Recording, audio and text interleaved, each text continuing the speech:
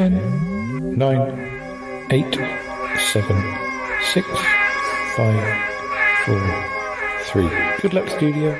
And now, ladies and gentlemen, it's my pleasure to introduce to you Paul Chandler, the Shy Yeti. He's not that shy. Oh, it's the Shy Life Podcast. All I wanted was a pie, and then I hatched out of an egg. Okay, bring the mic over. He's ready to record. It's the quiet ones you've got to watch, you know. Is it metaphorical? Is it deep? Is it deep? Good boy. He's not all that shy is right. Blimey, Governor. It's the Shy Life Podcast. Excellent. 529.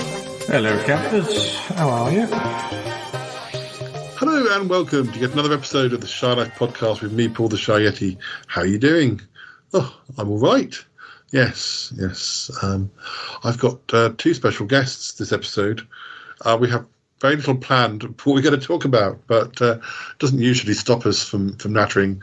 I'll tell you who's going to be the guest, but I think first we should run the theme music, and when we come back, we'll get on with our nattering. Or if we don't, then it'll just be a very quiet episode. But, Don't tell him I'm here. No, you're not here. Nobody's here. Nobody's here yet.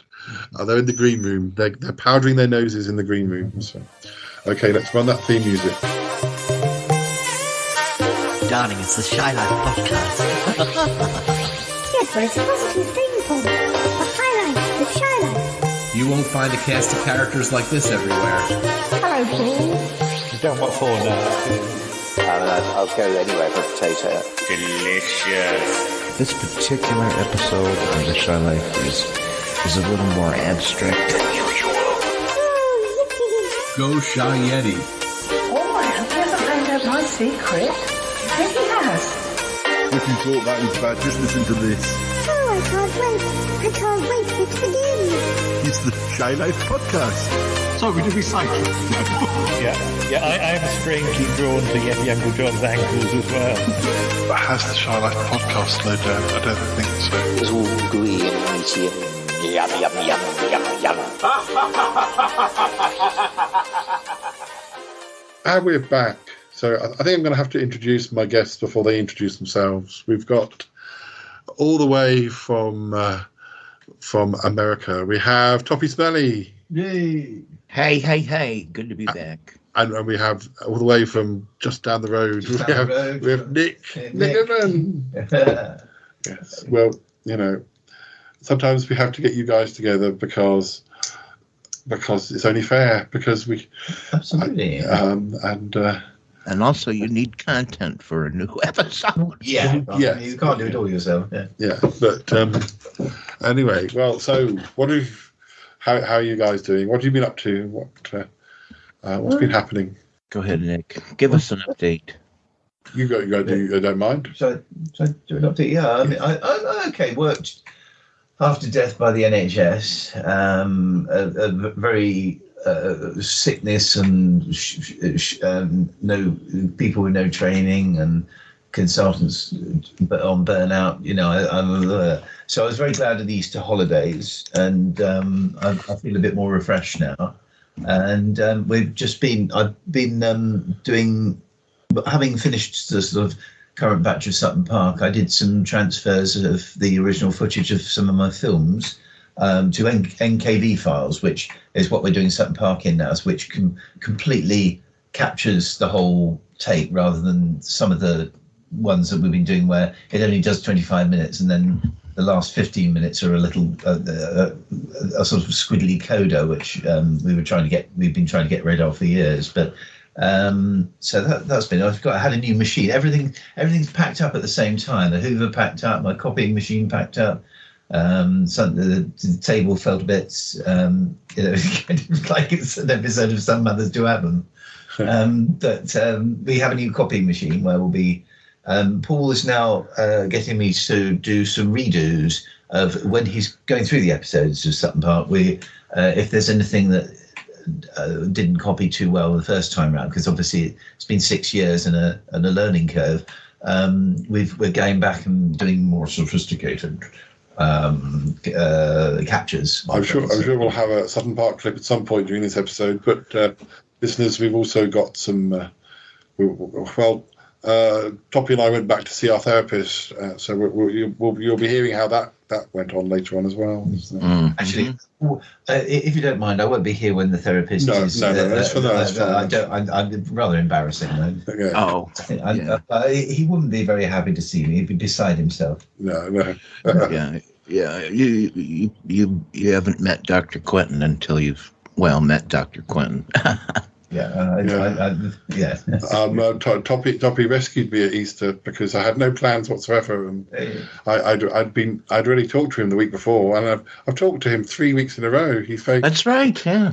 Yeah, it was like normal. It's like I'll have to do it next weekend, or I'll be like, oh, where's he gone? The other thing that I've got seized some Sutton Park dates for redos, but one of the other things that Paul's brought down is.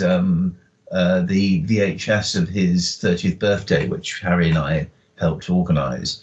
And there's some.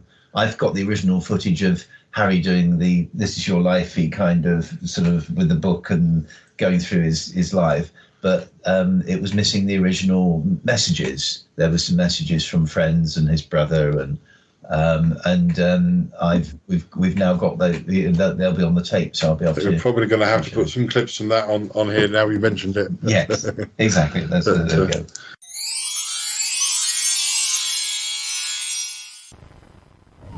Here we are, Paul, in Salisbury, home of cathedrals, old prime ministers and mounds. 30 years, eh? I only knew you for 21. But still, I imagine the other 9 were pretty good. So, you've reached 30 now. I'll be calling it halfway to 60. Just so you don't forget, you've still a way to go. I always remember the days where not whole days, obviously, hours, where you'd spend, in the bathroom, talking to your hand. The nights where the bedroom walls would shake as you snored and kept me awake. Magical times. Well, I hope you enjoy your birthday, and I hope you have a really good day, and I hope everything goes well. See you later. Now, is this kind of a spoof or like a real effort to, to have people? I mean, Harry was quite tongue-in-cheek in the way he did it. I think he introduced you with a completely fictional female name. Oh, okay. But got your date of birth right. So, I got some clips from Paul from the films, and we had a look at that, and there was some. I think there was some Sutton Park ones and some messages, and Toby and Lisa were there, and I was, and Ali was. Ali, it was at Harry's house, wasn't it? Yeah, in London. Yeah. And Ali had a leg in plaster, poor girl, because she'd had a fall at that point. But yeah, so and we were in the middle of filming Gift from Eternity, so we did a bit in Hillingdon, then rushed over, and we had to keep it very quiet while we were all going over to Harry's. But Harry and I had been planning it for months. The trouble was, I'm not so busy these days, but back in those days, you had to book me in advance. Yeah. So although I probably didn't know what was going on, I don't think I did know what was going on. I knew something was happening that night because Harry had said, can you tell me a weekend where you will be free to do for some birthday-related activity? Because we already, I can't remember if this was this it? Do you remember when we did it in November? Because it wasn't on my birthday. I think it was late November because I was looking to book you an Elaine to film your one scene together in Gift from Eternity. And the whole film, even in October, November time, had been beautiful sunshine. And then the one scene I did with you and Elaine Hillingdon, the heavens opened. Elaine looks utterly soaked and utterly bedraggled, but she's playing a desperate character anyway. So that worked quite well. So I was there in the right sort of neck of the woods at the same time, and so was Ali. And for my actual 30th birthday, we'd been in San Francisco, or some of us had. Unfortunately not Nick, but Callum and Harry and one or two others had been there. So it was a bit of a belated. I did tend to get. Whereas in 2022, I turned to my friend Toppie and said, "Are you free, honey? I'm not doing anything this weekend. Did you like to talk to me?" That's the trouble. I was bumper to bumper. I just couldn't. And Toppie said, "Yes, I'm free." Although when we spoke, you had quite a busy day ahead of you. Can you tell us how that day? Can you tell us about that day, or is it best not to? I don't even remember. What I was up against. It was that my first birthday? Yeah. Oh, good Lord. Well, I will say that it wasn't as bad. I built it up in my mind as it was going to be a complete fail, but it was fine. It was fine. Good. He appreciated it to a certain extent. Yes. Mostly, it's because his great-grandchildren were there, and that made all the difference. So he was on his best behavior. Is he not usually? He can be difficult. Let's just say. Yeah. Well, we've all had experience of that. Not with your dad, but with our own dads. I better not say too loud. My dad's quite close. But my dad was a complicated man. Yes, good word for that. And I was looking at some words, like words that we use over here and words you use over there, and like how they have very different meanings. But some of them will probably know about. But for instance, do you know what arugula is, Toppie? Well, I mean, here that is a particular kind of edible leaf lettuce. Yeah, I think that's what we call rocket. Although I don't think we used to call. I don't remember mention of the word rocket as a lettuce thing, like when we were kids. No. Is it because there are now more available lettuces than there used to be? The first thing I heard about it was Douglas Adams' daughter when his wife was pregnant with his daughter. They said, we called her, the middle name was Rocket because she was addicted to rocket salad. That was the first I heard about it. God, how can you be addicted to bits of salad? I could tell you for sure. I've never heard of. Would you like a rocket salad? I would like what? Is that the dressing made of rocket fuel? Might be tastier. I can only imagine, like, arugula is a bit of it's got a little zip to it. There's a little bit of spiciness. So maybe that's like spicy as I don't know. That's all I can think of. Some of these ones are very sort of, they're barely any different, like airplane and aeroplane, and apartment and flat. They mean the same things, but I don't know whether Nick can guess what acetaminophen is. Sounds like some sort of Japanese inventor. Well, did I say that roughly right, Toppie? Yeah. It's like what we call paracetamol over here. Oh, wait, what do you call it? Paracetamol. Oh, I think it's an ingredient in meth. No, I don't know. Because we got ass and donkey meaning the same things, and what we call a pram, you call a baby carriage. Yeah. We call it a pram because the longer name is perambulator. Yeah. Oh, okay. I can see why it was shortened to pram. Yes. There's a photograph of me in my pram, waving to the populace. Yeah, I've never really understood. This is one word you hear a lot in America on TV programs that I've never quite understood. I don't understand. Doesn't give any explanation. Maybe Toppie will be able to help. What we call a fringe, as in a haircut, Americans call bangs. But, yeah. Why do you call it bang? Why do you, Toppie? Why do you call it bangs? I don't know. It might be something that came up in the 1920s when that particular cut was super, super, super popular with the Roaring 20s crowd, the ladies, and what do they call them again? Those girls, flappers.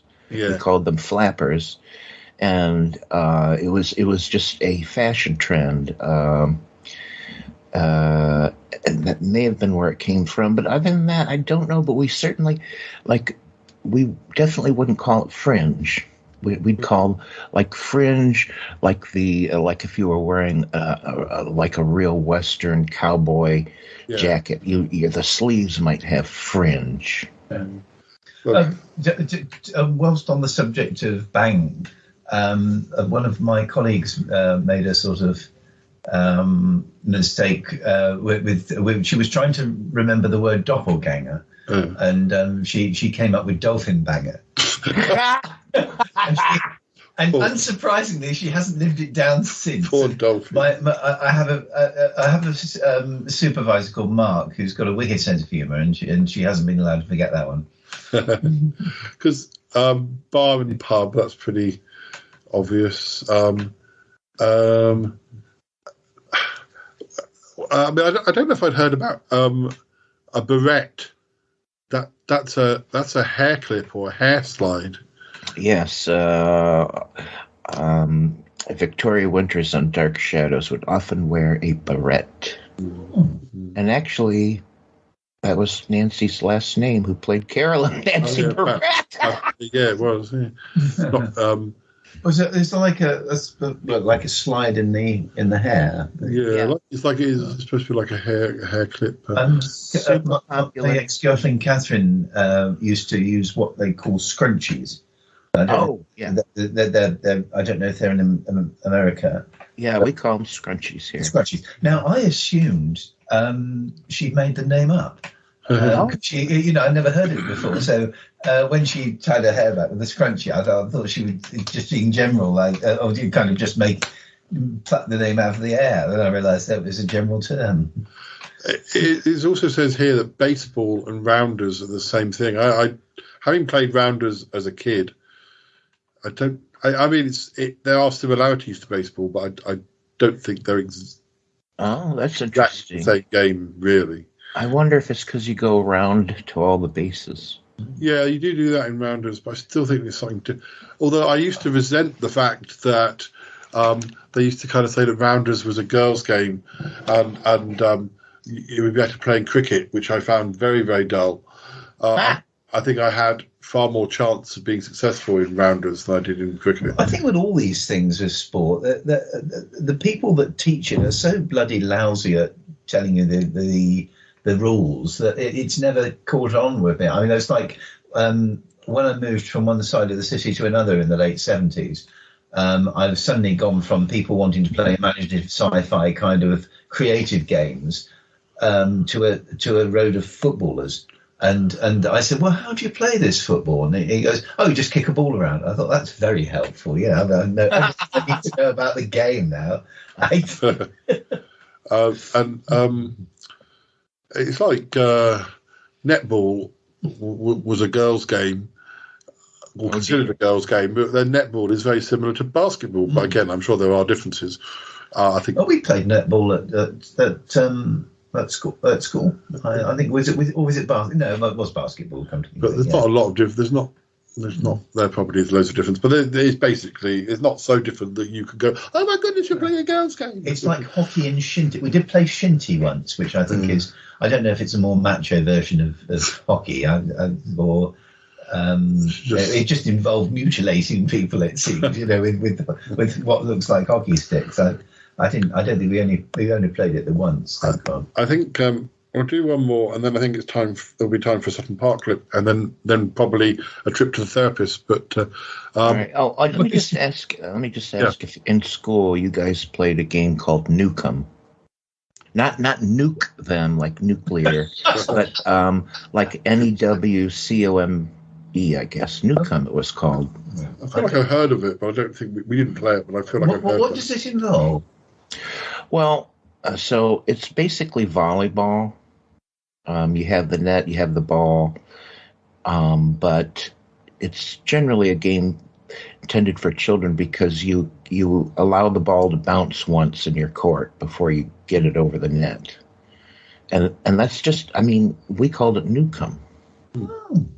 It's possible we might have played a variation of it, volleyball, but the name doesn't ring a bell. Yeah. But it did to you, Paul. It did.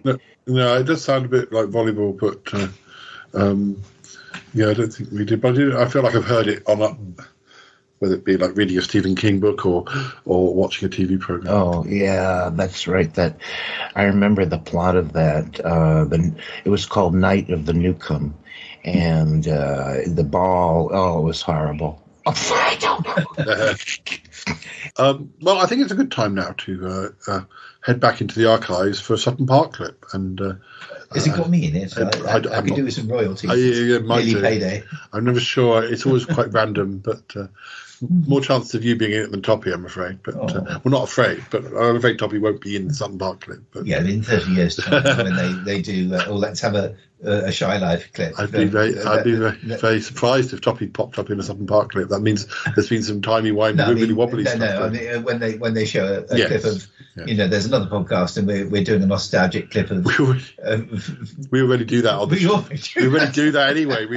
Just from 5 years ago. But anyway, let's listen to a Sutton Park clip. When we come back, well, I think we'll be in therapy. Yeah, I think we'll be in therapy for more than one.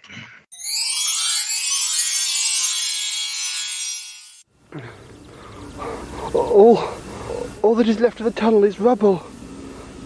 But I can hear voices calling. Voices calling. The people who died. The people who died in the train crash. I can hear them. They're calling to me. No. They were screaming as the train plunged into the tunnel. They're under the hill. Their voices, I can hear them. Damn this place. I can hear them. It's fading now, viewers, but this is too much. I can't cope with this. Viewers, I apologise for my little scene back there. I think I'm going to have to do something about this. It has become obvious to me that over the last few months, or maybe over the last few years of dealing with Sutton Park, the psychic part of myself has become, well, it's been developed from the various things that we've encountered. I could vividly hear those people in the tunnel as they were dying, even though it happened about 50 years ago. It may have something to do with the business with that hook man, with Mr. Cypher, the man with the hook that I exorcised from the park. It may be part and parcel of that business that I've become more sensitive to psychic vibrations.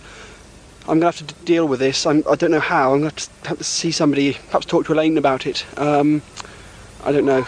I shall have to have a think. I think I shall head back now. I'm sorry if I alarmed you. Okay, I shall see you. Come on. I see Paul, man. He feel unwell. He hear voices. He should be careful of bad man. Be careful, man. Careful, Paul, of bad man. Oh, I must help him. Elsewhere, on the old railway path, someone is waiting for Paul. Hello, viewers. I wish I'd been more careful. I wish I'd waited till Horner had returned. I hadn't heard any more voices. Not since the main ones, but I do get a very nasty presence, nasty feeling of, I don't know, an evil force, or I get a feeling I'm being watched. It doesn't feel like a spirit. Doesn't feel like one of those. Didn't feel like what the dead spirits felt like when coming from the tunnel. Feels like a human presence. I'm being followed. Better make a move.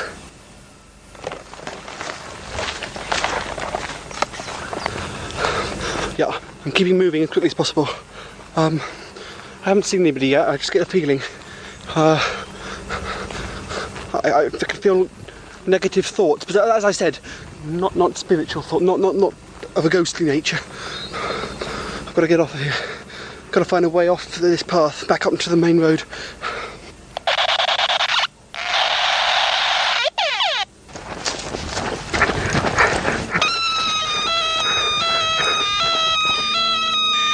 Oh God!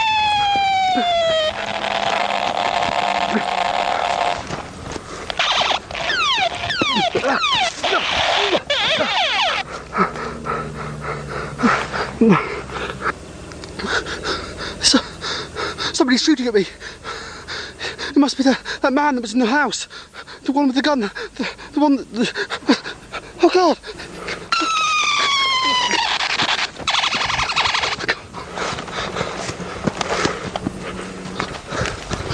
There's gotta be a way out! It's all over. I can't go as fast anymore, viewers. It's all blown over around here. I can't get a... God.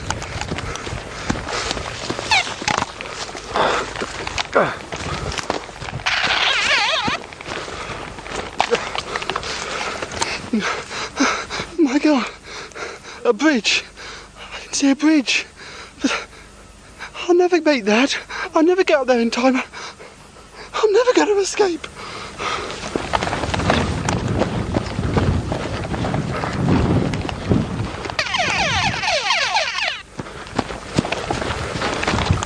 Come on, Paul. Come on, Paul. Think of all the other times when you've been in danger. Think of all those other times you've been at death's door. You kept going, didn't you? Keep going now. Yes, go. Oh, God.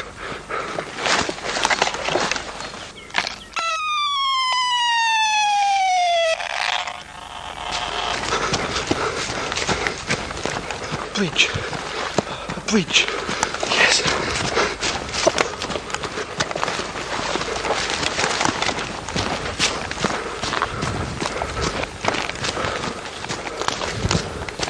Paul! The mummy.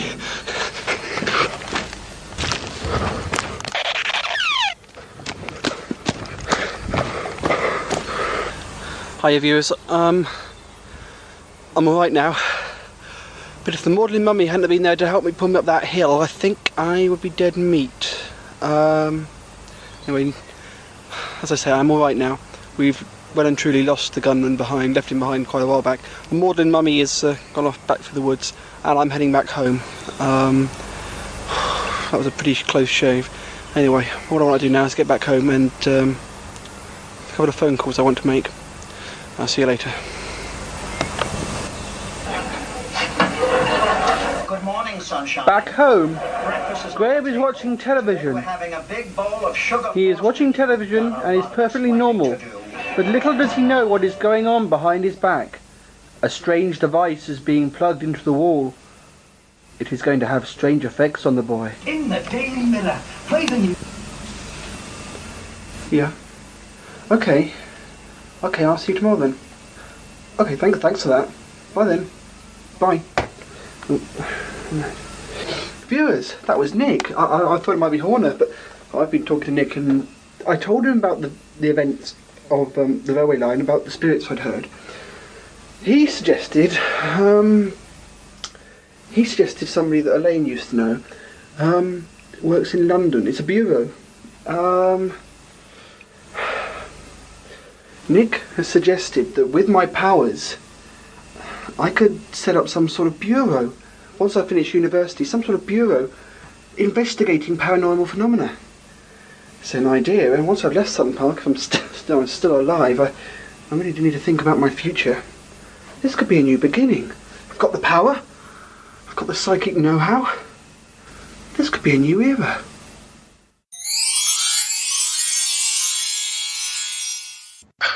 Well, we hope you enjoyed that Sutton Park clip. So, Toppie, I think perhaps we should share with the listeners our recent trip back to the therapist.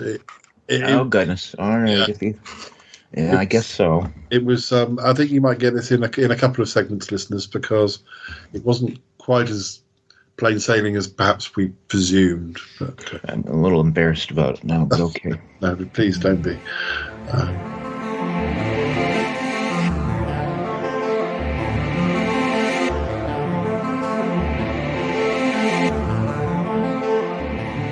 I'm Toppie and Paul. Here you are back with us on several weeks of past. Are you in any way at peace with each other? Oh yes. We've things have gone back to normal, haven't they, Toppie? We've been hanging out and recording the podcast just like in the good old days. I mean, these are the good old days again. Yes. We've done a couple projects. Nothing's come up. It's been Doc. It's been smooth sailing, I think. Yeah. I hate to bring this up, but obviously you gentlemen have moved forward. But how do you both feel now, looking back, about getting Uncle John? And, how do can you move progressively forward? I mean, I have to experience him a lot more than Toppie does, but he's actually done one or two things that have been. I mean, he's been trying to get a job. He's helped with some vampires. He's actually surprised us a few times. Although sometimes the things that he was doing have been along the lines of, you could see how they might get him into trouble, and then they've kind of. But he's at the last minute. He's actually that worked out okay. I'm a little. You forgive me if I'm a little bit unfamiliar with your lifestyle. You say helped with some vampires. Oh, we have vampires. You make it sound as if he's helping someone move house. No. We've had vampire. Some people have problems with badgers in the skirting boards or whatever, and we have vampires around where we live. But I think a lot of careful handling. I mean, do you think he was as advanced as a person? Is he now? Sort of good. Was he? How did he cope with them? To a certain point. I don't know, Toppie. Have you spoken to him much? Oh yeah, we get on the horn every other week. Yeah, we have a talk. Paul, if you don't mind, just a little bit of criticism. Well, about Yeti Uncle John. He's what I call a creative spirit, and I think maybe you guys over there clamped down on him a little hard. And I think you should give him a little more room, a little more wiggle room, and maybe more tolerance. Does he tell you? I don't know if he tells you everything he does, Toppie, because recently he tried to get me to subscribe to a radio station, Radio Dull FM, where I was expected to read my poems and my diary entries to help insomniacs fall asleep. Well. No, that's kind of funny, really, Paul. It's not that funny for me. Now, what was your reaction, Paul, to this being used as an insomniac? To start with, I thought it was a funny thing, like almost like April Fool sort of thing. But actually, the thing is, Uncle John, all he wanted was. We were getting paid in biscuits, and we weren't even getting paid in money. And I actually started to think and talk to some of the others, and I kind of felt that it was a bit offensive, really. That's how. Oh my goodness! So reading the small print, I decided not to have. Whole attitude changed. I decided not to have anything to do with it. Oh, Paul can be difficult, as you can see. I mean, he could have played along. I thought it was very funny. See, Doc. Here's this is a perfect example of how Paul can be a control freak, and I think this is where he falls a little short dealing with Yeti Uncle John, who needs more tolerance and his creativeness should be allowed to flourish. But and you know what? Just one last thing. I don't think you know this, Paul, but I talk to Yeti Uncle John often, and there's a word he uses for Paul and many of the others over there at the Shy Life podcast. You know what that word is? Nag. Oh. Mm-hmm. I don't nag anybody. Well, about my creative, my creative freedom, I should be able to be creative without people falling asleep. This, in something like a enemy, is a sort of subconsciously, depending on what level the Uncle John's operating on, as a form of revenge. Are you saying? Do you think? Yeah, I wouldn't be surprised. What? Oh, Paul, that's just silly. He doesn't have revenge. He's a very creative person, and the fact is, you put the clamps down on a lot of his ideas, and a control freak and nag. I'm just saying. It's my house. It's my house. Well, for heaven's sakes. You can go to his magpie hut if he wants. Oh, well, see, Doc, see. I mean, sort of, in terms of the control freak, that is from the Uncle John. That is a opinion of the Uncle John. Is that what you're saying? Well, that's Yeti Uncle John's opinion of Paul. Yeah. And a lot of others over there at the Shy Life. You know, that's a misnomer right there. Shy. The Shy Yeti. But I think we might be getting off the track now. There are other issues. I don't know if I want to continue this. No. I want to call a break. I need a break. Listen, a break? I got things to do. Well, fine. Have your break. I need to have a cup of coffee.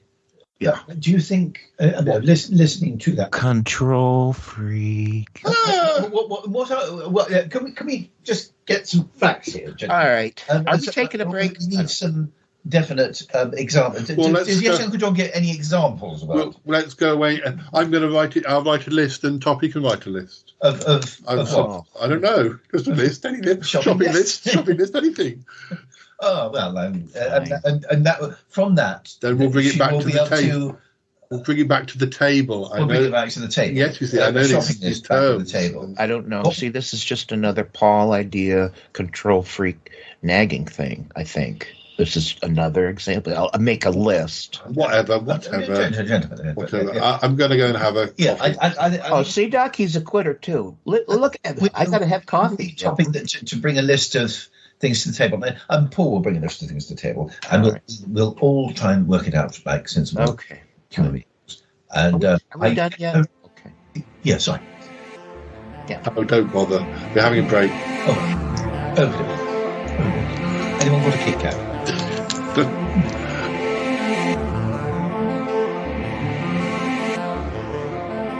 So this list of words. I wonder. I thought you were going to do word association. We can do word association. Yeah, stick that right in there. What's a beltway, Toppie? Well, a lot of big cities have them. Washington, D.C. has probably the most famous beltway.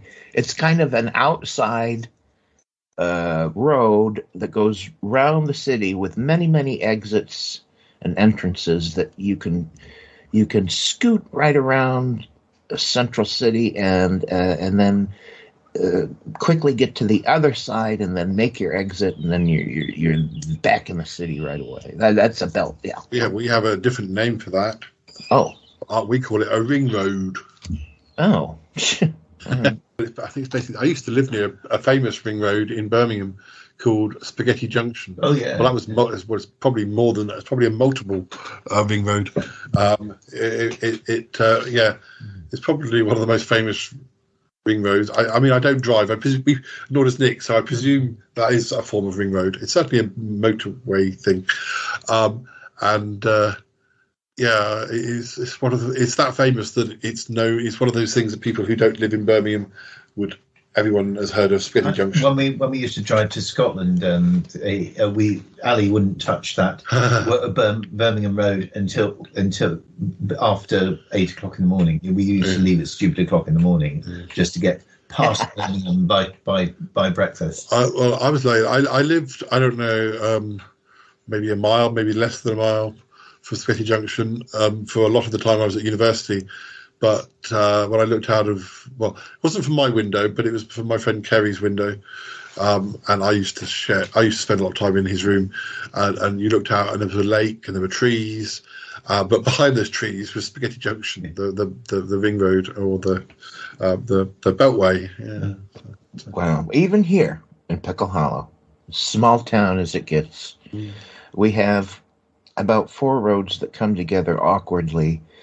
And it's been called the octopus.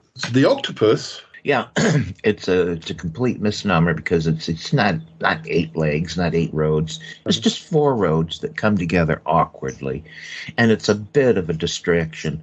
But for a small town, that's it's a real, honest to goodness traffic snarl. Yeah, now. Yeah. I was looking at this. We used to have a road in Salisbury called the Road to Nowhere. That's right. Yes. What was that supposed to be? Well, it was off the dual carriage. There's a dual carriageway. Yeah. I think, if I remember this rightly, they were going to branch off towards a place called Carver Street, and they suddenly ran out of money, and they literally got halfway through the road, and then boom, it kind of died a death. And for the next 12 years, there was this road that goes nowhere, this complete ski lift, ski jump, as they used to call it. Now, my wife will have you believe they demolished it because people were throwing themselves off it. I think it was more of just tidying up, Yeah. I mean, I've got a picture of. I've got newspaper cuttings and I think of one last picture of it before it was demolished. But it was quite a sort of eccentric addition to the road. What I don't understand is it would have, if the road it was pointing at was to go straight through, it would have gone ploughed right through town. So I actually don't really understand where that road would have gone had they built it. So, I mean, obviously maybe things were a bit different back then, but I actually find this really interesting to contemplate and study our old maps of cities and where the roads are. And I mean, around here, it would have been very common for a road to begin literally because it was a footpath. And natives people would navigate this trail for so long that, when white settlers came in and, barged their way through like always, they'd use the same trails that eventually would become a road, that eventually would become blah, blah. And so a lot of the origins of our roads are that they were Native American trails to begin with. And actually, if you go to New York City and study, like, why is Wall Street called Wall Street? Well, there was literally a wall a long time ago that went down that street. I forget why, but there was a literal wall. So it's really interesting. You guys must have, like, there must be something about, like, this is literally the oldest road. I think that probably is. I mean, when we moved to Salisbury in the late 60s, practically everything was being changed. I mean, when I was a baby, they started the dual carriageway, which now runs right alongside the ring road of town.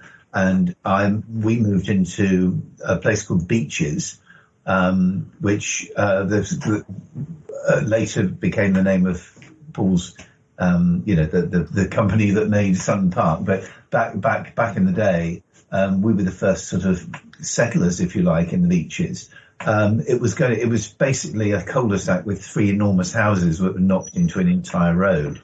And our house, it's like something out of Carry On Abroad. Our house was we moved into Salisbury at a time when they hadn't actually finished our house.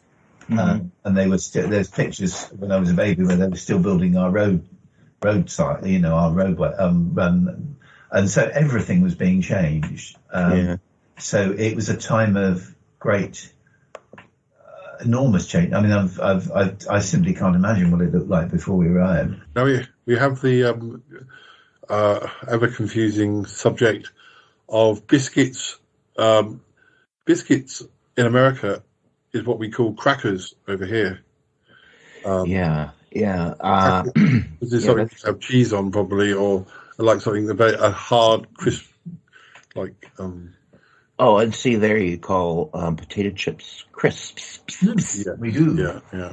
Which does make them sound much better. I'd much rather have a crisp than a potato chip. But then aren't biscuits in America also like dumplings as well? No, dumplings are very different. Okay, first of all, dumpling here would be you'd mix your batter.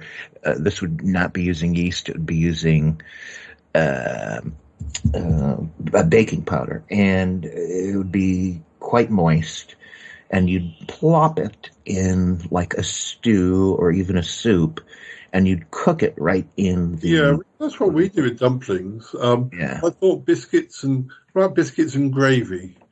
So biscuit, that would be another, typically baking powder, and doesn't even usually have eggs, but it's a fairly dry, moist on the inside,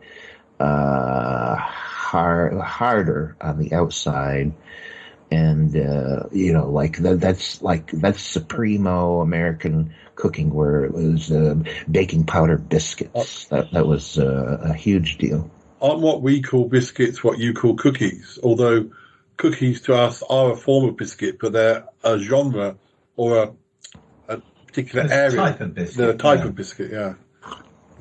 Yes, and of course, cookies here are like chocolate chip cookies. They're a treat. They're now one word I think we do share, because I think it comes. Well, maybe it's French, but scones. Oh, yeah. You guys have scones, and we have scones, and they're the same thing. Yeah. Apart from the posh people call them. Well, they're generally this end. Posh people call them scones, and the rest, and some people call them scones. Oh, really? Okay. Scones is a slightly more posher version. Yeah. Oh, I have a scone. I think Bettina would definitely call them scones. But, oh, that's interesting. Do you have the same problem in the States with scones as we have over here, in that there's a difference of opinion as to what order you put the cream in the jam? Oh, well, see, even that's a difference. Is like now by cream, I guess you must mean butter. Well, no, we mean clotted cream. Oh God, I hate that word. Oh, clotted. Yeah, it sounds a bit like clotted arteries or clotted, sort of it's almost a punitive. Something bad rather than something tasty. and actually, see, now I'm going to need you to describe what is clotted cream. If it's not butter, what is it? It's like thick cream, thick white cream. It's almost solid. Almost solid.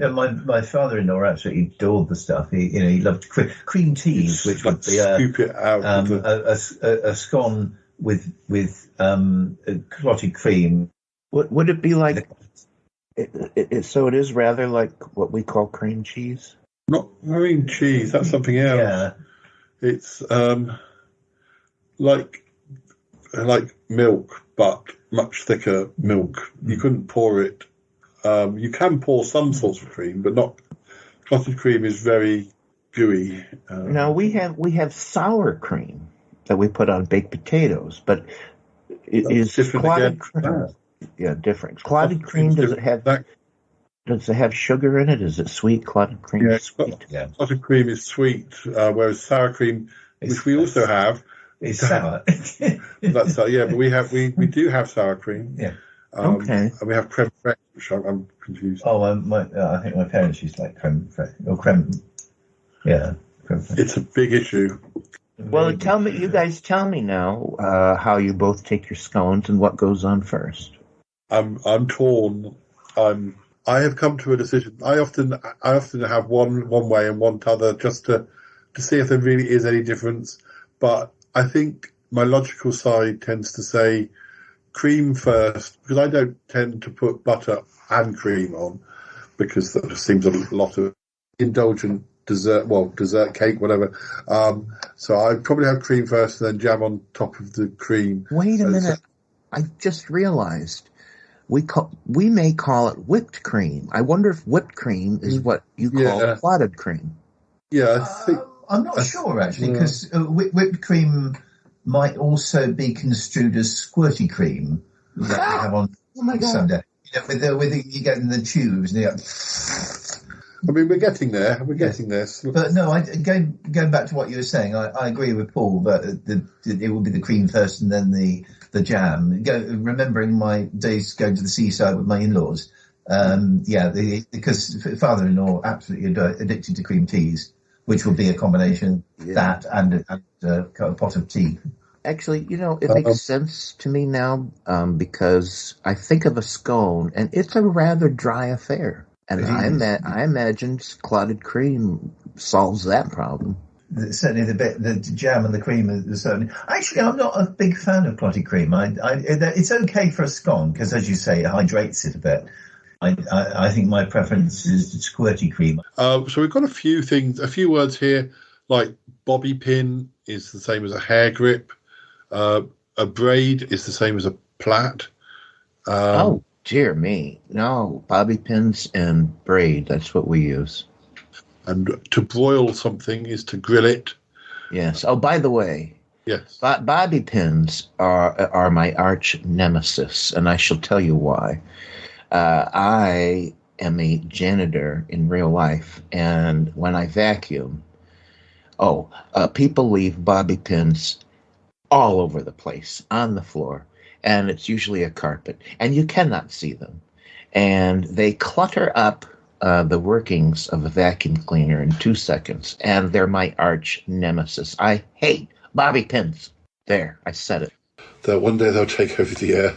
It'll be cockroaches and bobby pins. What else? Buck and quid, that's the same. The one that really gets confusing is what Americans call a bum, we call a tramp. But okay, we use both those words. Yeah, but but do they mean the same thing? Because of course, when we say bum, we think of bottom. Oh no, yeah, that's uniquely you. And tramp, it says that in the States, a tramp is like a slutty woman. Oh well, but we sort of would. We would use. We can use tramp in that way as well. But yes, we do too. The lady is a tramp. Yeah.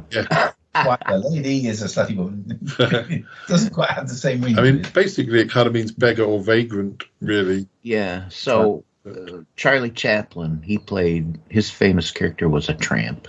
Yeah. It wasn't, but he wasn't a slutty woman. He was not a slutty woman. Not that we know of. Not that we know of. Although, talk about cancel culture just for a second. I've learned so many horrible things about Charlie Chaplin. What a horrible little weasel of a man he was. And I just hate finding these things out because it makes me dislike them intensely. He was a horrid man. But, he's left these movies behind that I love. But what a horrid little man. Sorry. It sounds like he's left them on a train station. Or he might have done.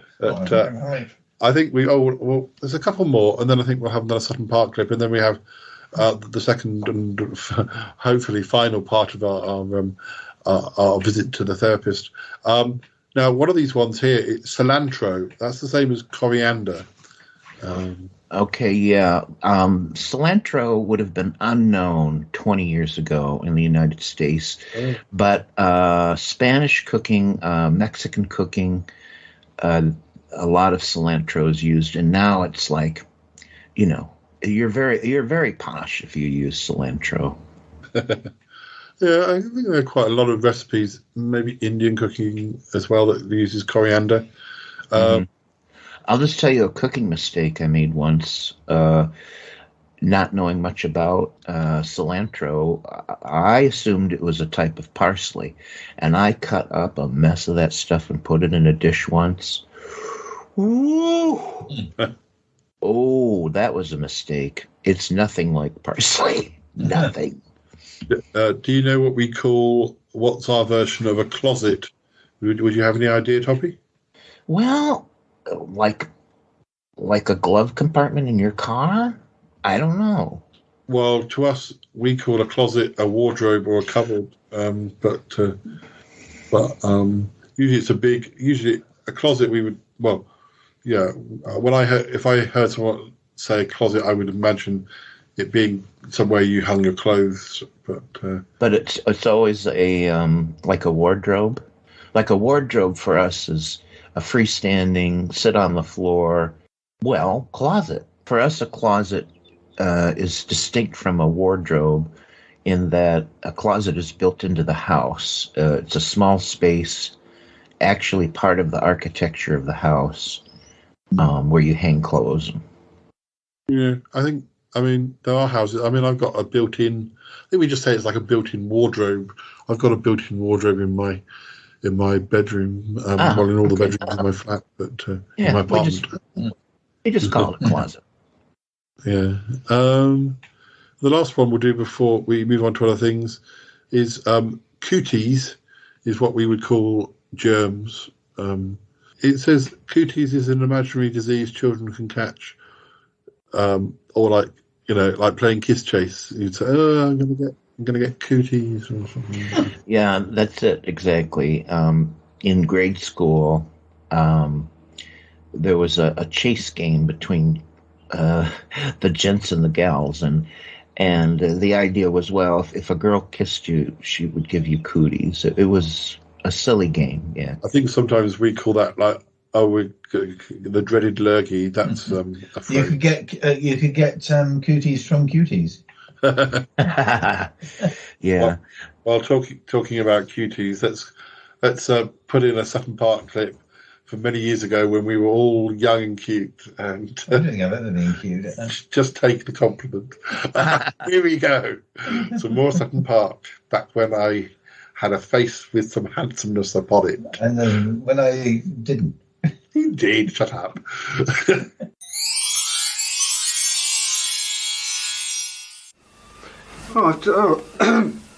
Sorry, what was I saying? No, I just had a nasty flashback then. It was something to the gun and it's probably triggered off by that business that I had this afternoon with the gunman. Got to be very careful if that gunman is still around. Anyway, as I was saying, tomorrow Nick and I hopefully are going up to London to have a talk with these people at the Bureau, see if I can set up my own unit down here, if I can get some help. Definitely something I should be thinking about if I'm leaving Sutton Park eventually. As I discovered last year when I was on placement, Sutton Park never leaves you alone, and there's a hell of a lot more of Sutton Park than the actual physical place Sutton Park. But I'll be an expert, the obvious person to set up such a unit. Anyway,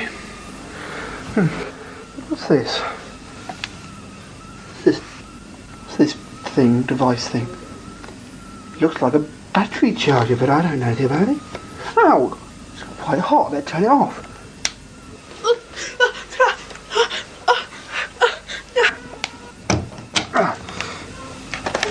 What is it? Graham? Yes. Graham, what's wrong? Graham, what's wrong? Sorry. I just found this device in the hall, do you know what it is? Oh! Well, don't do anything I wouldn't. Oh yeah. I don't know what this device is. I wish Horner was here, he'd probably know. I don't know where he is either. Doesn't seem to be in. Oh well, if he's not back tonight, then I can't do much about it, can I? Oh well.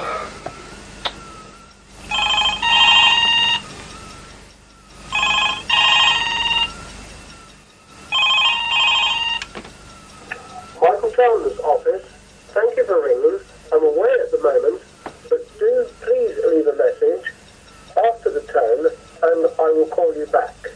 If you are sending a fax, send it please now. I think it was a message on the phone there when I was talking to you. I'm not going to see who it was.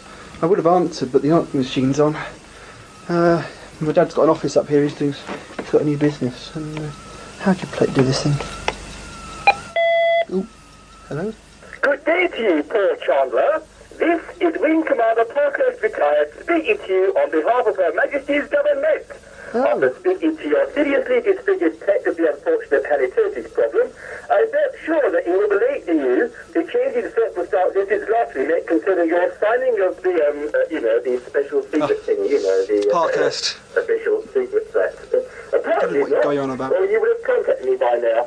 I will phone you again soon. Goodbye. Oh, he didn't leave a message then. Oh well. Didn't leave a message, so I shall wait till he calls back here. I've got to get ready for London tomorrow with Nick. Right, I shall probably see you there. Okay, see ya. Hi. Well, yeah. I'm glad I managed to get you up here, actually. Oh, whoa. Nice to be back here. Hello, viewers. Hello. I've been to my interview at the Psychic Investigation Bureau. Very grateful for Nick to give me the address and put me onto that job. Had my interview. It looks pretty positive. They've actually offered me the opportunity of setting up a branch around Salisbury, but I'm not sure whether I want to take the job or not. I'm trying to think. Well,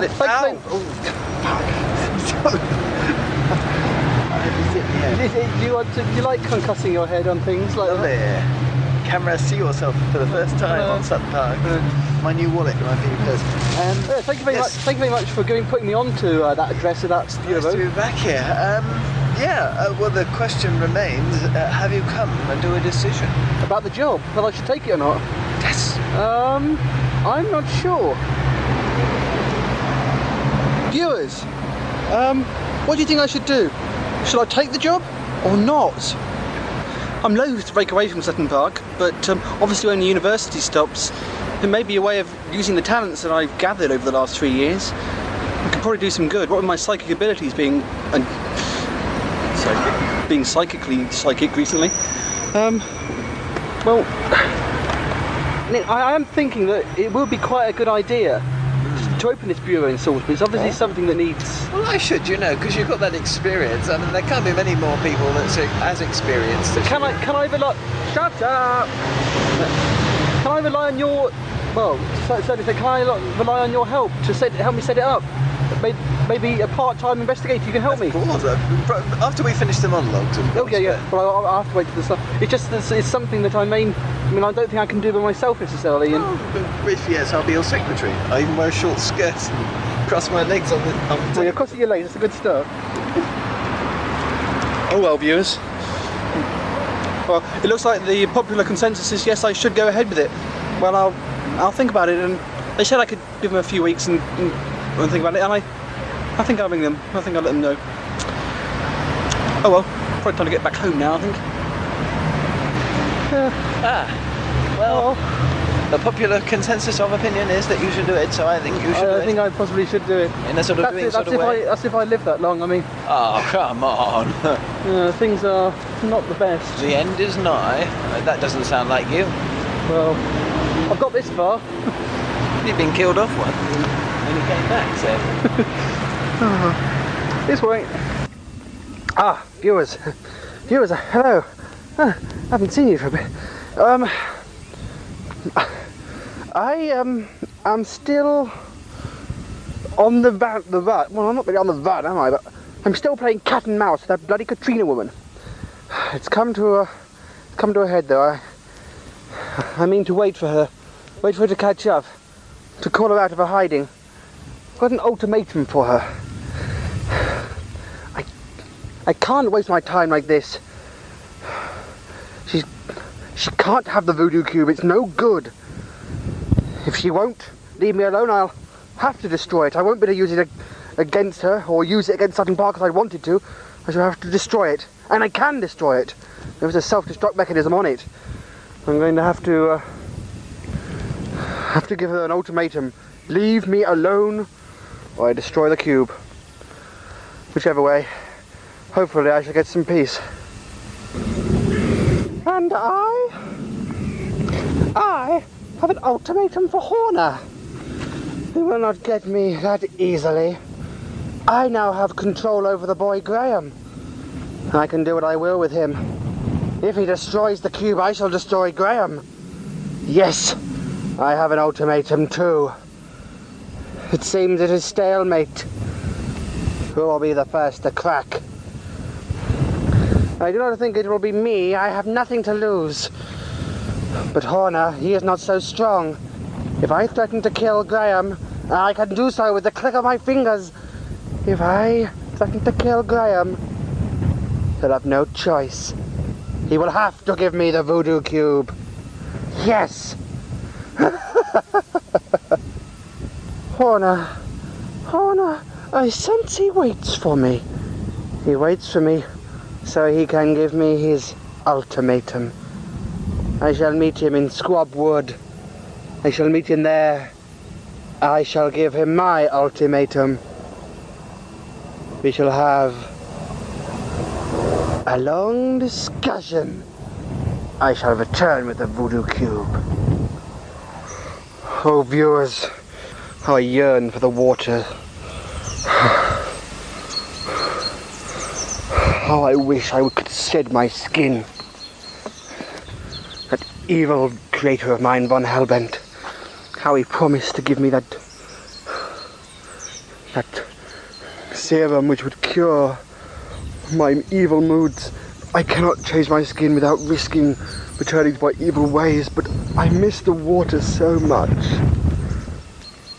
Viewers, I'm sorry, I must be very careful. There's no sign of Katrina, but she cannot be too far behind. She's certainly still here. I will go and conceal myself in the woods, and then I shall reveal myself to her. Well, you know what I mean. I don't mean that. I'm not a indecent exposure type person. I must. Oh dear. I wish Paul was here to help me. I really do. I shall talk to that woman once and for all. She can't get away with this. He's waiting. He's up ahead. He's stopped moving. Should not be long. He will reveal himself to me. No, I don't mean like that. He's afraid of me. He's frightened.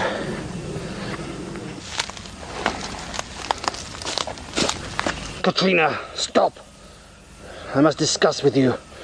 I no longer want to play this pathetic game. Ah, my poor Horner. You have grown tired. You are getting old, my friend. Very old and foolish. Your insults mean nothing to me, Katrina. As you know, I had considered killing you with the power of this cube. But it is not to be. I was going to use this cube against Sutton Park. Not against you particularly. If you do not leave me alone, I shall destroy the cube permanently, and no one shall have its power. Not you, not I.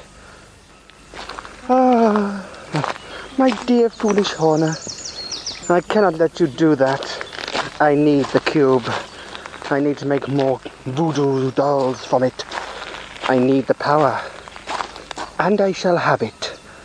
I have control of Paul's brother, Graham. He will do what I say. If you do not give me the cube, I shall kill him. Well, Katrina. I shall not ask you to prove this. I know you have the power to do so. And even if you hadn't got control of Graham now, you soon could do. I believe you. It seems we're in a stalemate, though. If I destroy the cube, then you kill Graham. If I hand it to you, you make voodoo dolls and kill hundreds of people. In that case, I shall have to return to my original decision. I shall have to kill you.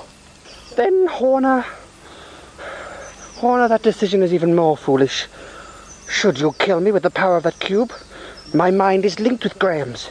He too shall die. You have no choice, Horner. You must give me the cube. I may be merciful. I may not kill you straight away. But whatever you do, Graham will die. Will you risk the death of your friend's brother? It is up to you. What will you do? Damn you, Katrina! You know I cannot decide that. It is not my right. I cannot decide the death of her.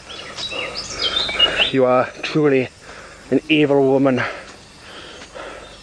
I tell you, I cannot give you a decision. I cannot decide.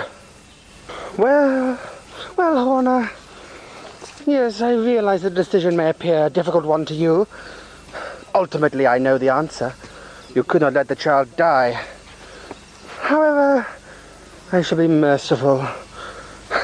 I shall give you a time limit. I shall let you think over my discussion with you. I shall let you think about my offer. The child Graham has 1 week until Easter Sunday. He has until then. If you don't give me the cube, I shall kill him. You have a week. You have a week to decide, Horner, whether the child dies or whether you give me the cube. I shall not see you till then. It is your decision. No. No. Katrina, please. How can I decide? How can I decide that? She has gone. She has gone. Always she confounds me. I should have been in a prime position. I should have been able to control her. Make her decide. She should not have had this hold over me.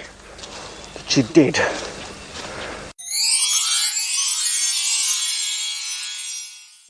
Anyway, so that was Sutton Park, but now we have another visit to the therapist to see what happened after we had had a little break. Oh, do we have lists now of what we brought to the table? We brought the list, yeah.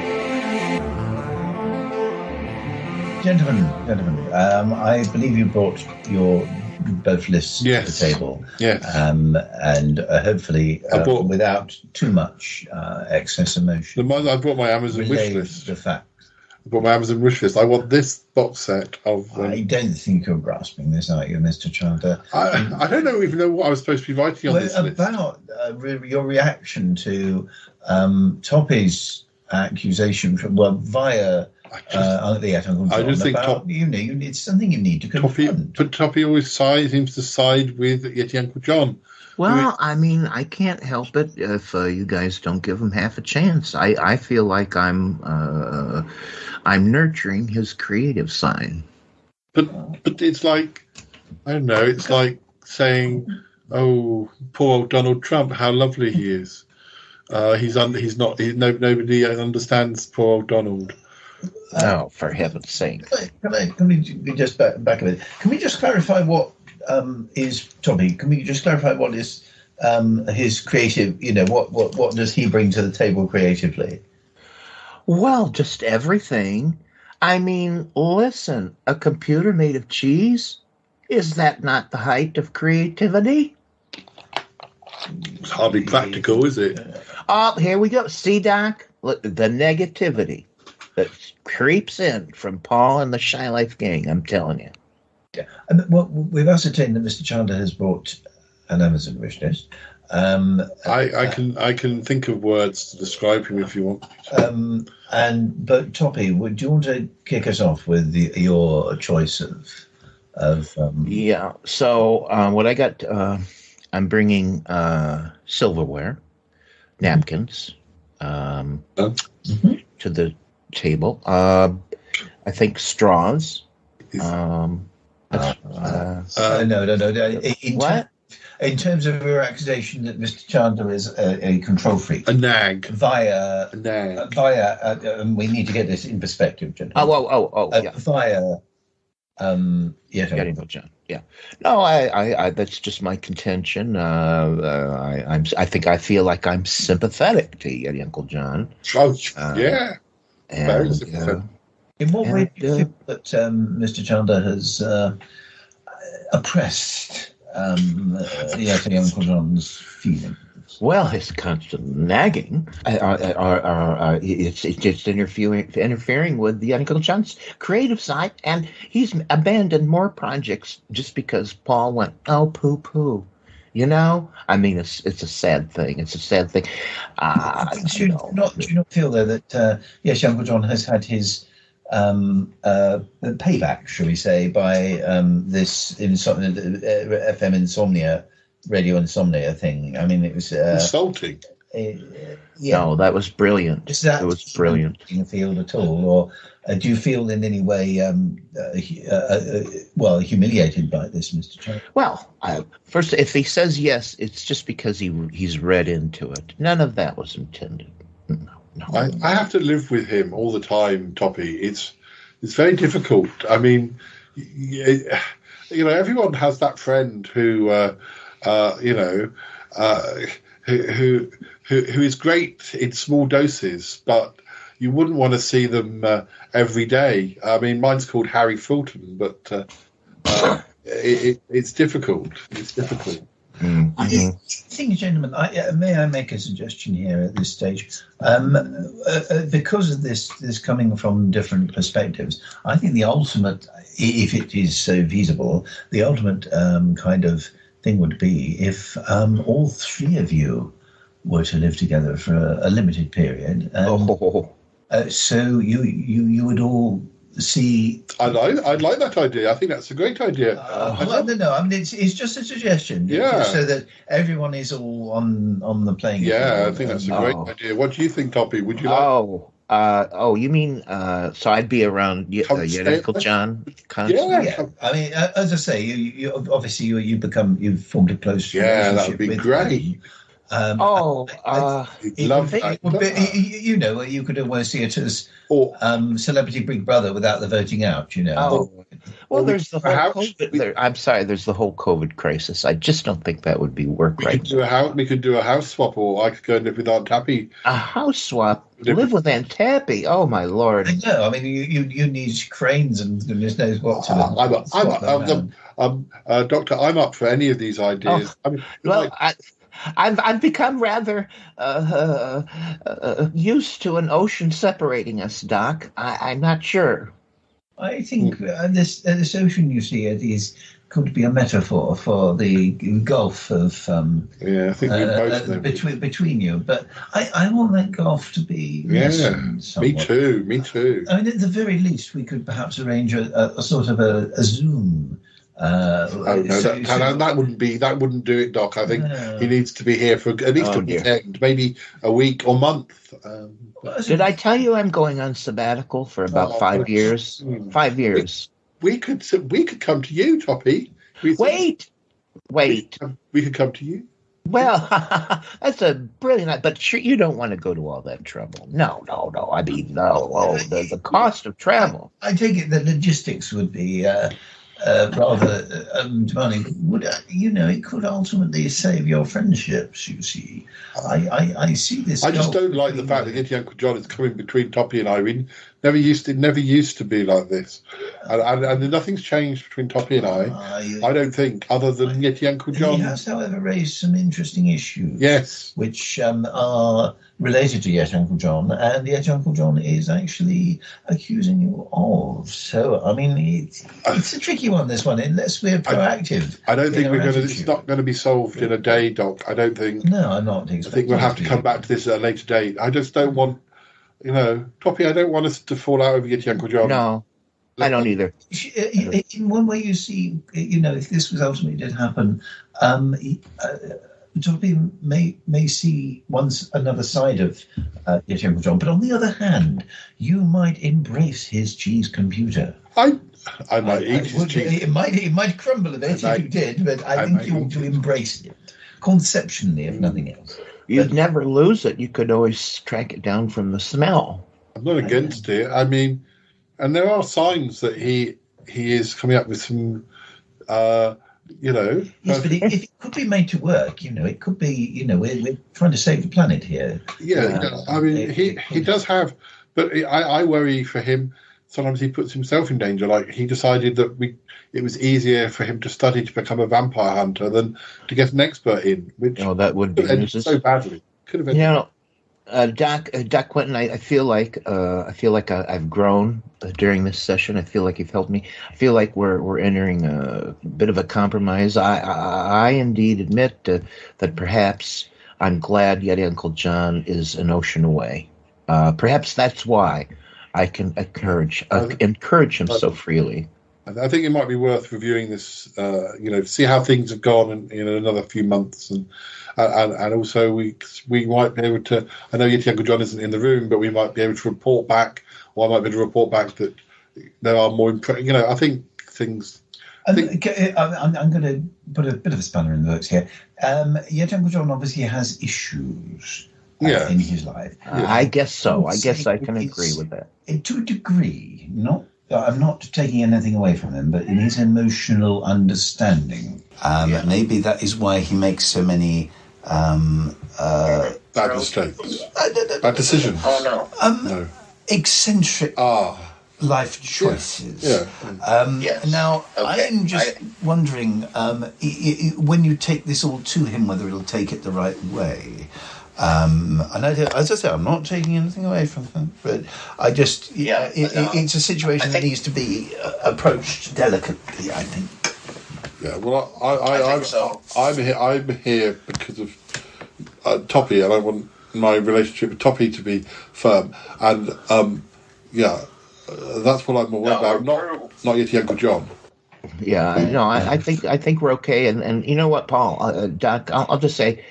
I shouldn't have shared that. I should not have shared Yeti Uncle John's opinion of you as a nag. That's really something that was between him and me, and I should not have shared that. Going back to the vampires, though, I am a little bit concerned because when you said about helping with vampires, I imagine he was helping them. No. Now, my understanding. Now, you were saying he's become a vampire hunter. Not helping them. No, he's helping. Now, this is most aggressive. You see, don't worry about it. Don't worry about it. So, does it involve killing the vampire? Then? I didn't want us to get involved, but Doc, I mean, Toppie will agree with me because he has similar problems in Pickle Hollow. You don't need to know about these sorts of things, Doc. They're an Doc. endangered species. I don't know if you're aware of this. What he's doing could be construed as illegal. I mean, the planet is by. Says somebody who's never doesn't have to have them on their doorstep. No, I don't want to be offensive, but I think don't worry about that. Toppie has giant hamsters or gerbils in his place, but you don't need to. It distracts from what we're here to talk about. I think it's been a very successful meeting. Toppie, I think Toppie would agree with me that that's not what we're here to talk about. Our lives are kind of crazy, but we're kind of I think it's been very successful, don't you, Toppie? I think it's been very successful, this talk. I think so. I'm okay with it, I think we're good. We're good. Yeah, we're good, Toppie. We're very good, Doc. Don't worry about the vampires. We'll review this in a few months' time. Right, I think that's good. All right, let's go and have biscuits now. Biscuits, good. I'm ready. Gin and tonic? Anyone?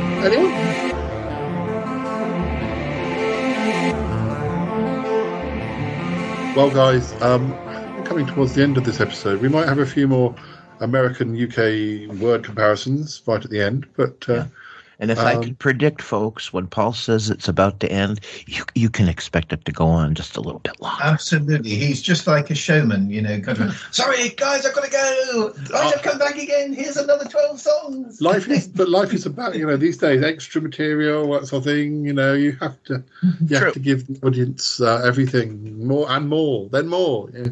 Yes. Well, it's been very good catching up with you. I think yes, indeed. We had a very successful visit to the therapist. Talking about Yeti Uncle John is always going to be problematic, I think. But I think, but we're good. We're good. I heard somebody mention my name. Oh, Yeti Uncle John. Two of your biggest fans are here, Nick and Toppie. Oh, the Topster. Hello, Topster. Hey, how are you? Oh, I'm all right. You doing all right? Oh, yeah. We'll have to have one of our catch-ups. Yes. Oh, yeah. We were on the phone for about 5 hours last time, weren't we? I think so. He knows all the names of my magpies. Oh, dear. Anyway, I've got to go and I've got magpie poo all over my hands. I've got to go. I'll speak to you soon. Bye-bye. I'll see you after recording, Nick. Don't worry about it. Shake hands. No. I tricked him hard. Yeah, thanks, Uncle John. You see what I have to live with. Anyway, yes. So, well, it's been fun catching up with you and comparing a few. You show me yours, we'll show you ours. Yes, American words. Yes. Listeners, we'll be back in soon. We've got plenty of episodes in the can. So, goodbye for now. Yeah. Goodbye.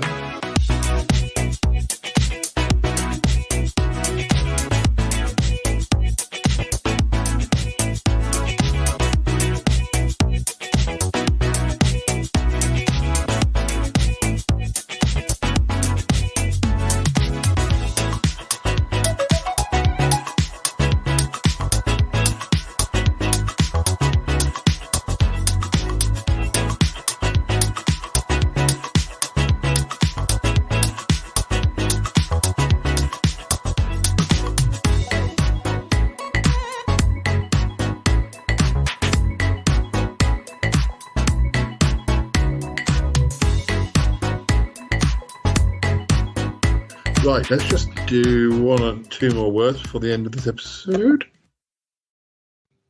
Some of these it says like crosswalk is what we would call a zebra crossing. That's a bit more exciting. A zebra crossing, that's fun. Zebra, as in we call zebras?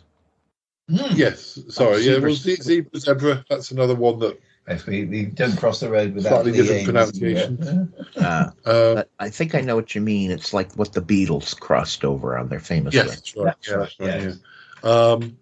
Now, what you call counterclockwise, we call anti-clockwise. Oh dear, that's okay. All right. Very punitive, isn't it? You know, we don't. We're very hostile to being clockwise, right? Well, that's by interpretation. Yeah, exactly. Counterclockwise is a little bit more civilized, isn't it? And diaper and nappy. A diaper is what we call a nappy. I was in a show about 23 years ago. All My Sons, Arthur Miller, and one of the characters came up to me and sort of said, I had a line that said, you know, I've known you since I was diapering you. And I had, what that entail? Yeah, that's all right. Yeah, that would make that's better English than saying, I've known you since I was nappy kinning poo you. Yes.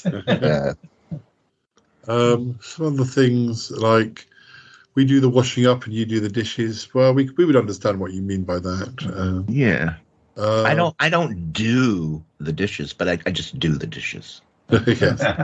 We got eggplant, and eggplant is what we call aubergine. Really? Yes. Yeah.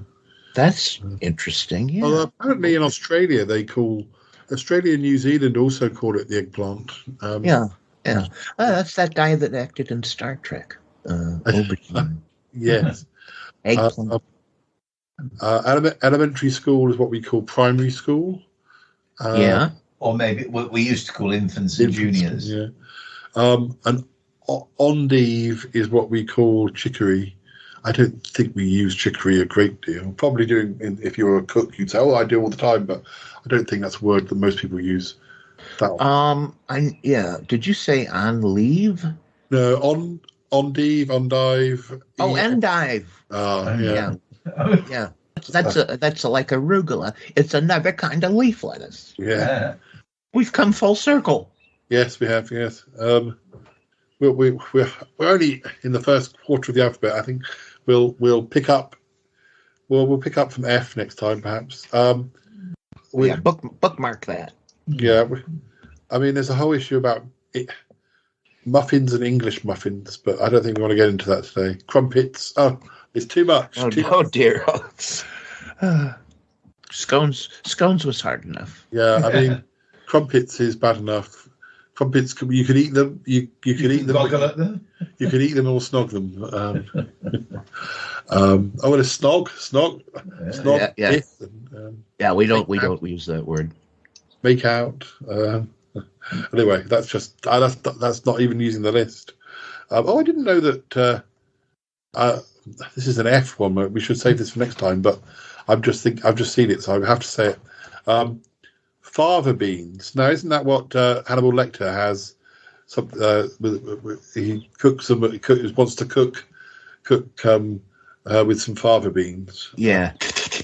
Yeah. Yes. We call broad bean. We call those broad beans. I don't think I'd have known what fava beans were. Disgusting in any language. Yeah. Gee. I think we use fava. Yeah, I think we use fava. But I have to admit, I don't think 30 years ago, if someone said a fava bean, I would have known what it was.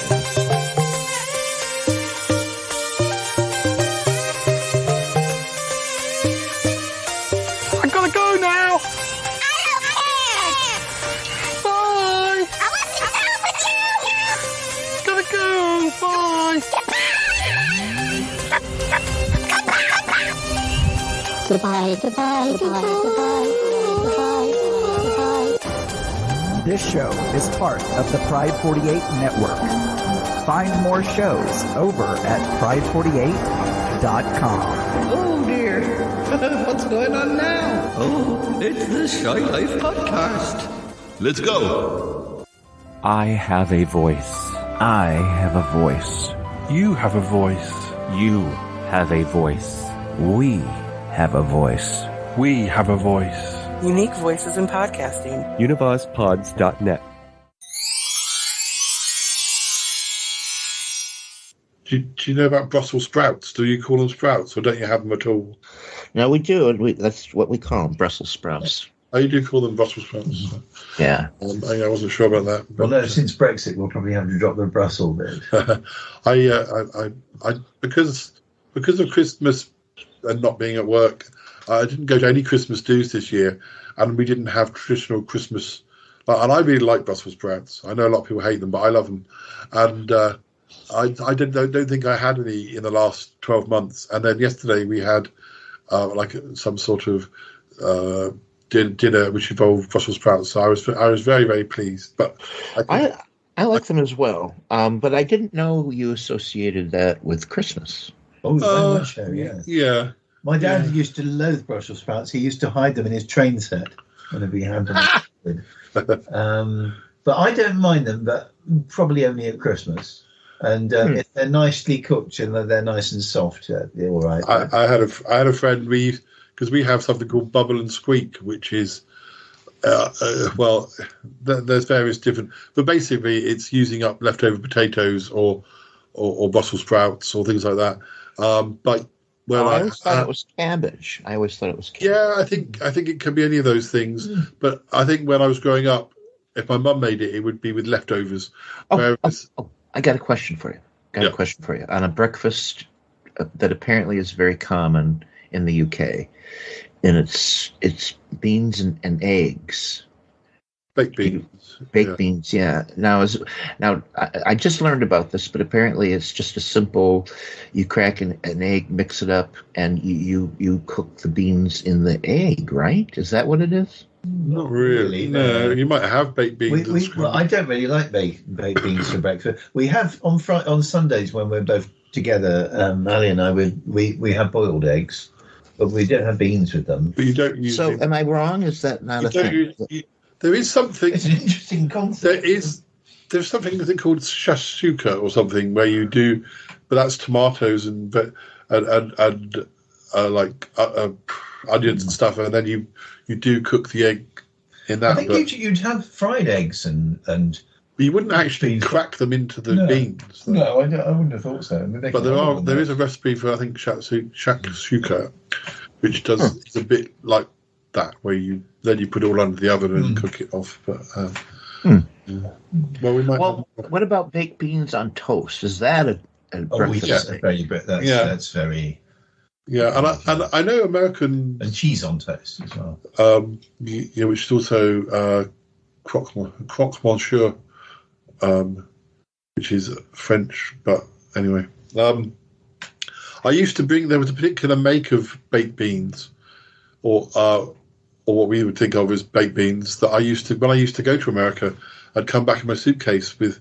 I can't remember. You come back in your suitcase. I bring tins of them back to the UK because. Is it possible it was Grandma Brown's baked beans? It doesn't ring a bell, but it was a quite a big brown tin with, and there were a few different ones. Sometimes they had bacon in, sometimes they had things in. I can't remember the make. I don't think it was Grandma Brown's, but they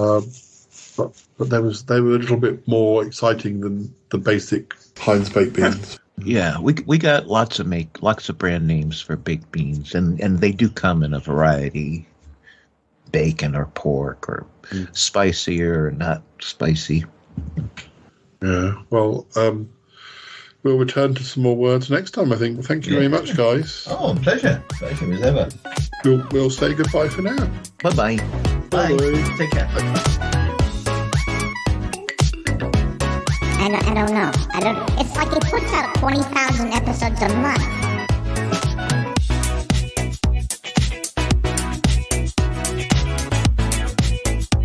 Yeah, that's perfectly normal. On the Shylight Podcast, perfectly normal. 529, 529. I don't know, but sometimes the show is really weird. 529. Wow, that was a good episode.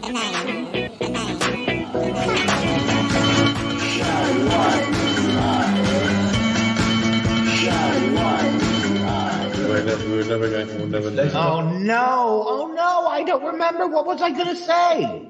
Well, let's all think about that for a while. And are we disconnected again? I can't hear you if you can hear me.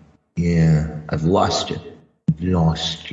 I can't hear you. Still can't hear you. Can you hear me? Uh-oh, I wonder if I should just hang up. There we go. Yeah, we're still having problems. Yeah, you're coming in and out. Oh dear. Yep, I'm still getting total silence. You're not even choppy. Just silent. Rats, should we try reconnecting?